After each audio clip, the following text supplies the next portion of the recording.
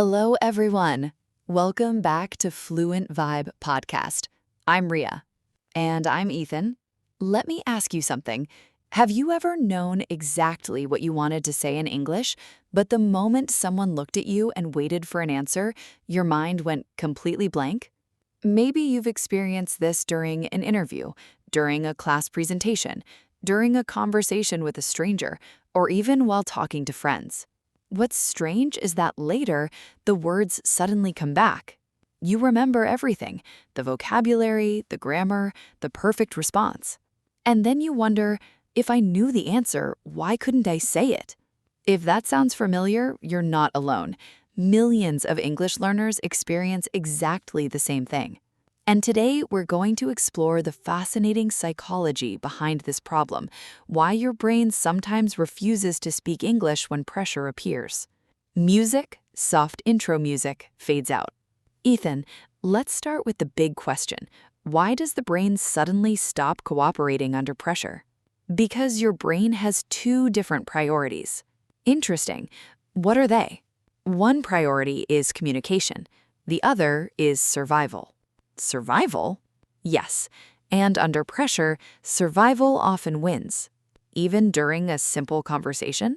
Even then, because the brain doesn't always distinguish between physical threats and social threats. That's fascinating. Imagine you're standing in front of a group of people. Everyone is listening. Everyone is waiting. Sounds stressful already. Your brain notices something important. People are paying attention to you. And then, it starts asking questions. What if I make a mistake? What if they judge me? What if I embarrass myself? And suddenly, the conversation feels dangerous. Exactly, even though you're completely safe. Let's imagine a learner named Sarah. Okay, Sarah practices English alone every day. She speaks well. She understands podcasts. She knows hundreds of vocabulary words. But during a real conversation, everything changes. Because now pressure enters the picture. And pressure changes how the brain works. Exactly. What actually happens inside the brain? The brain shifts attention. Meaning, instead of focusing completely on communication, part of your attention starts monitoring danger. Danger that isn't really there. Correct, but the brain believes it's important. So mental resources get divided. Exactly, and when resources are divided, language performance often suffers. Let's talk about overthinking, because many learners struggle with it. One of the biggest causes of speaking difficulties. Why? Because natural conversation happens quickly, very quickly. But overthinking slows everything down. Instead of speaking naturally, people start analyzing every word, every sentence, every grammar rule, every possible mistake. And by the time they're ready to answer, the moment has passed. Exactly. It's almost like trying to drive a car while reading the instruction manual. That's a perfect example. Experienced drivers react naturally because driving has become automatic. Exactly, but beginners think about every movement. And English learners often do the same thing, especially under pressure. Here's something interesting. Many learners think, my English disappears under pressure. But that's not actually true. Really? The knowledge doesn't disappear, access becomes more difficult. Like having books in a library, but struggling to find them quickly. Exactly. The information is still there, but pressure makes retrieval harder. That's probably why people remember the answer later. Sometimes 5 minutes later, sometimes 5 hours later, after the pressure is gone. Exactly. The brain relaxes and access improves again. Let's talk about perfectionism because I think it plays a huge role. A massive role. Many learners secretly believe if I can't say it perfectly, I shouldn't say it at all. That's a dangerous belief. Very dangerous, because perfection creates pressure, and pressure creates hesitation. And hesitation creates silence. Exactly. It's almost like the man trying to drive a car while reading the instruction manual. Maybe the biggest surprise is this. The brain isn't trying to hurt you. Not at all. It's trying to protect you, even when that protection becomes a problem. Exactly. Your brain thinks it's helping, but sometimes its protective systems become overactive. And that's when English suddenly feels impossible, even though your ability hasn't disappeared. In the next part, we'll explore how confident speakers stay calm under pressure, why some people recover faster from mistakes, and the simple mental shifts that help your brain work with you instead of against you. Because the most important solution is still ahead. Soft music slowly rises. To be continued. Welcome back. In the first part, we discovered something important. Your brain isn't trying to sabotage your English, it's trying to protect you. The problem is that your brain sometimes treats social situations like threats, and when that happens, speaking becomes harder. So let's talk about confident speakers. Do they never feel pressure?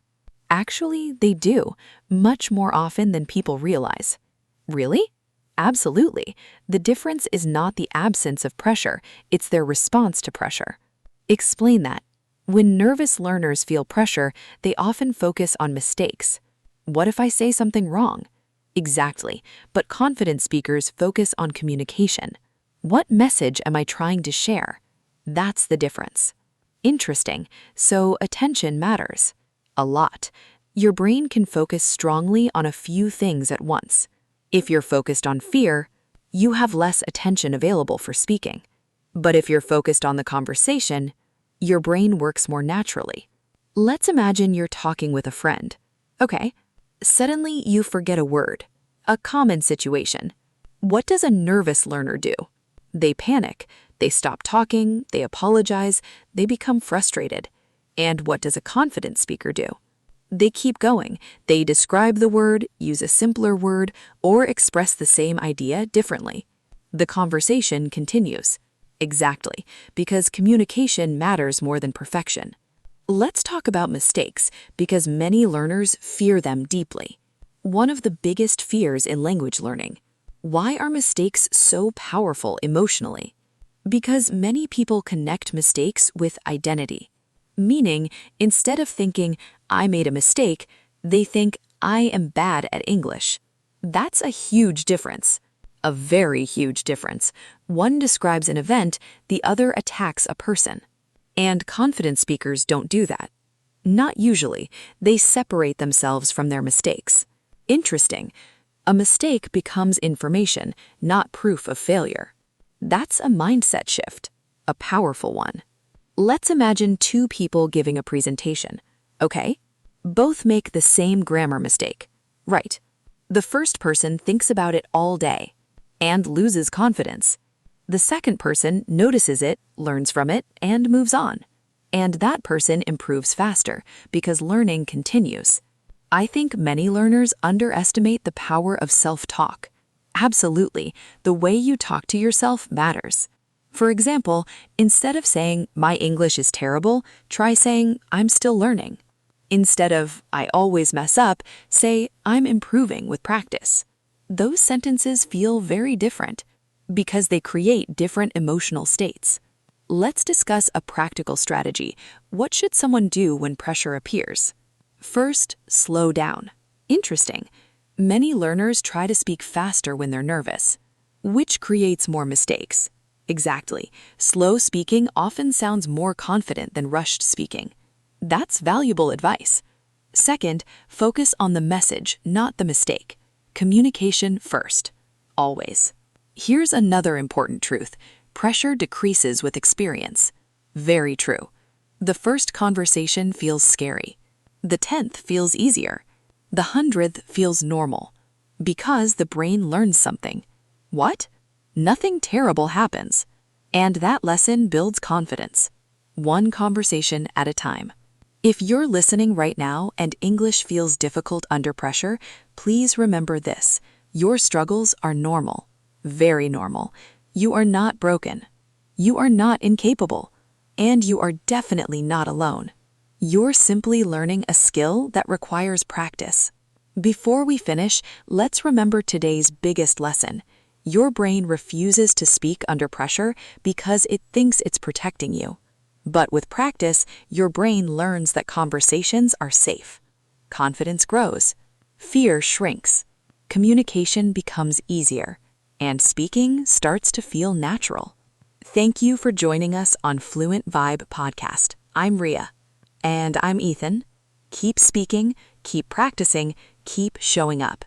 Because every conversation teaches your brain something important. That mistakes are survivable, that communication is possible, and that confidence is built through action. One sentence at a time, one conversation at a time, one courageous moment at a time.